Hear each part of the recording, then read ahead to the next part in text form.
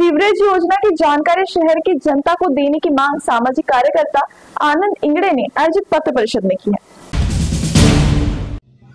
शहर में इसके पहले 100 करोड़ की सीवरेज योजना चलाई गई थी, लेकिन वह असफल रही। पुनः 542 करोड़ की सीवरेज योजना चलाई जा रही है।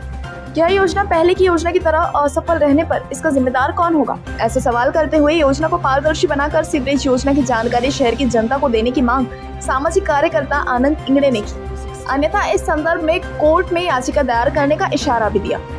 परिषदेच्या माध्यमातून सर्व जनतेला जागृत करू इच्छितो तथा प्रशासनालाही मी मागणी करत आहे की हे जे आपल्या चंद्रपूरमध्ये आता जे रस्त्याचे कामं चालू आहे, अमृत जलधारेच्या दुसऱ्या टप्प्या अंतर्गत जे योजनेचे जे खड्डे खोदणं चालू आहे त्याच्यामध्ये सोबतच यांनी जे नवीन 500 कोटीच्या अधिकची जे मल निसारण योजनेचे सुद्धा काम चालू आहे। तर माझी प्रशासनाला विनंती आहे की याच्या अगोदर जे चंद्रपूरमध्ये 100 कोटी रुपयाची मल निसारण योजना आली होती आणि त्याच्यासाठी पूर्ण चंद्रपूरमध्ये अशा प्रकारे खड्डे खोदले होते आणि जे वातावरण निर्माण झालं होतं त्याच्या जो जनतेला त्रास सहन करावा लागला होता, डस्ट धूळ गड्डे, तिचे शाळकरी मुलं असो, महिला माता बहिणी संपूर्ण जनतेला जो त्रास सहन करावा लागला होता तर आमचे असंच म्हणणं आहे। आणि त्याच्यानंतर चंद्रपूरची जनता काहीतरी नवीन चांगलं होणार पाहिजे याच्यासाठी शांत राहिली होती ना। आता नंतर पता चला का ते 100 कोटी रुपयाची जे मल निसारण योजना आहे ते अपयशी झाली आणि त्या ठेकेदाराला त्याचे पूर्ण बिल देण्यात आले ना। आता पुन्हा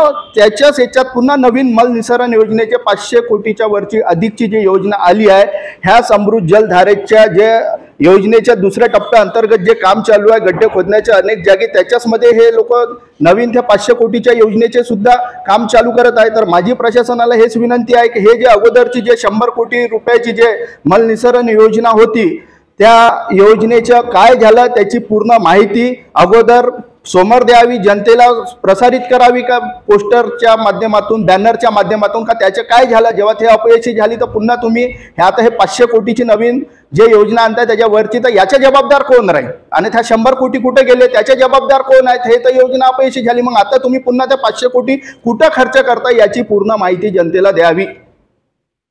त्याच्यानंतरच नवीन जेव्हापर्यंत त्या 100 कोटी जुन्या 100 कोटी मल निसारण योजनेची माहिती पूर्णपणे जनतेला समोर देत नाही तोपर्यंत हे जे आता नवीन योजना येत आहे 500 कोटी रुपयाच्या अधिकची मल निसारण योजनेची ते काम थांबवण्यात यावी, ही माझी प्रशासनाला मागणी आहे आणि ही जनतेला मी याच्या माध्यमातून जागृती करत आहे।